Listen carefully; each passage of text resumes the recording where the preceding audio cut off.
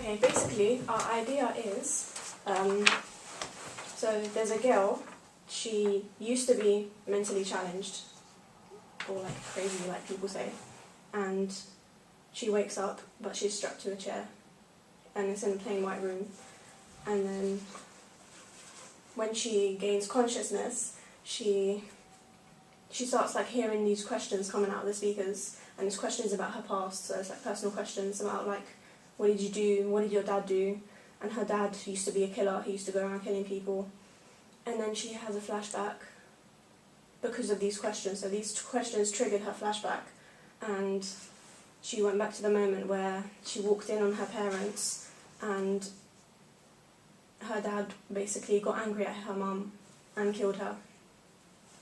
And what else happens? Yeah, when the flashback ends, we get back to the chair scene where she's strapped to a chair, and she tries to get out of the chair. yeah, when she gets out of the chair, eventually, her boyfriend comes in, and he basically murders her.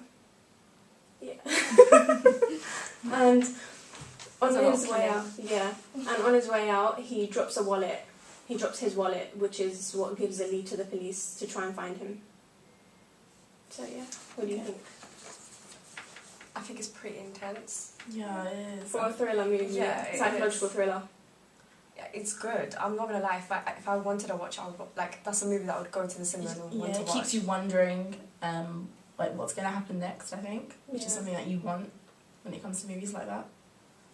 Yeah, thriller element definitely accomplished. What thriller films do you guys like and why? I usually watch gruesome stuff because I feel like the paranormal activity stuff, like the scary ghost stuff, like it's just too like it's not. It's a bit lame. Really, it's lame. It's not realistic. I feel like the gruesome in there stuff, like, you know, Saw. Oh my god, That's like my crazy. It's my favourite because it's like it seems so real and it's crazy. The amount of blood and gory, like that's the stuff that I would watch. There's feelings you get when you watch that. I can't. Oh god. Okay. I think I'm more of an action thriller person, so I like to watch. I actually like movies like Taken. I think I like to know what's going on, why it's going on, and it actually shows that reality is what actually happens to girls nowadays. So it's all real. Yeah, so I like things like that. I do dabble in action thriller, but honestly, I lean more on the gore side of things. So I do think that perhaps. What do you guys think we should improve on our idea? I think you guys should possibly really focus on the story, like find the meaning of the story. So like before you actually film it, you know what exactly the feelings and emotions to attach to the characters before you actually film it, because that's something like anyone would find hard, because when you're given a character, you need to know how they are, you need to know what they are, like every single thing about them before you start filming, so that way you know, like, it's easier to know how they should react to it. If that makes sense. That's true, because you need to know the background of that person, that character, and once that person that's actually acting for that character, they would know, and they know how to act in that certain scenario, then I think personally. So should we like make the flashback longer than I think obviously the chair scene where she's struggling to come out of that chair, I think obviously you need a lot of emotion, you need a lot of there's a lot of intensity going on in that certain position, because you don't know what's going to happen to you, you don't know what's going to take place, or who's behind it all. So it's something that's really frustrating, and something that would go on in her mind that would which makes the flashback even worse for her, because she doesn't know, maybe that's happening to her now. What happened to her mother? So like she could be next. Her dad could kill her next, maybe. Yeah, you don't know exactly. What else is there? The whole chair scene is going to be in a plain white room, like with literally nothing in there. So do you think that is better, or like a plain black room with maybe a spotlight at the top? I feel like that, the spotlight. If you're like aiming towards to make her feel crazy, I'd say, you know, do the plain white room, because that's like the generic feeling where you're like strapped into a chair and you're in a white room, and it's just like it's like the generic thing, like, you know, you go to a mental like asylum or hospital and it's just that. It's white. Yeah, it's white. It's not black.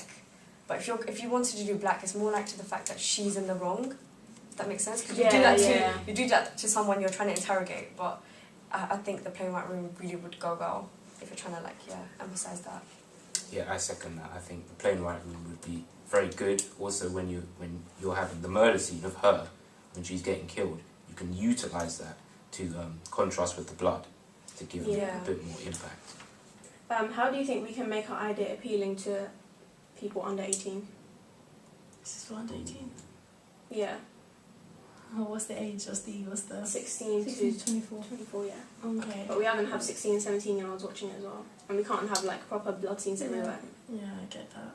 Yeah, I would say make the story really interesting and make sure that the character has a lot of emotion, because I feel like you don't really need that much blood, gory and action in it. It's more to the fact her story, who she is, how she acts to it, because without good acting the story would be nothing. Literally. Yeah, that's true. Because if her acting's not right, then you're not gonna find it intense for yourself as well. Yeah. For the viewer, it's not gonna be more intense. The audience isn't going to feel what she's doing. Yeah. Do you think the genre psychological thriller is good for the target audience? I think so. Because psychologically, you're playing with the audience's mind as well. But then again, we have things like 13 Reasons Why, and that influences a lot of young children. I'd say we don't want our film to do the same thing. I don't think it will, because the storyline is very different. The storyline is more like what she's been through in her past, and a lot of young kids do go through a lot, but they tend to keep it in. So I feel like this would kind of help them to understand that, you know what, loads of people go through the same thing, and it does make them feel crazy sometimes. Maybe if you do extend the film a little bit, have its good part, so what's going to come out of this whole entire thing, so the police investigation. Because with 13 Reasons Why, it's more friends, but with this, what you guys are doing, it's family, and it's not just friends trigger you. It's family that trigger you as well, and lead you to do things that you don't want to do in life. Look at these words and tell me which one you think is the most important in a thriller movie.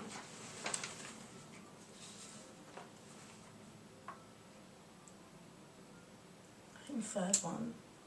Paranoia. Yeah. I was thinking fear and escape. Yeah, I'd say fear, definitely. Yeah. You definitely have fear, but then there. I think once it's mixed with paranoia, because that person is paranoid, because they, But I feel like with thriller movies, there's always a sense of I need to escape.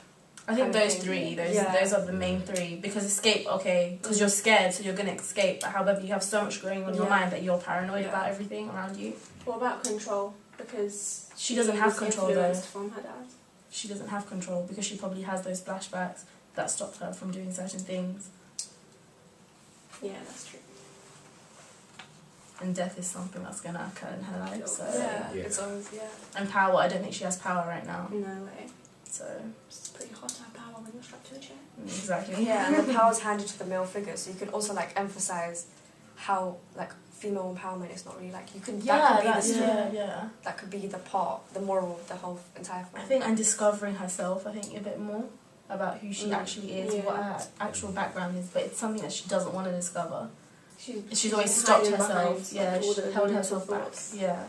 So that's Thank you guys. I think that should be enough.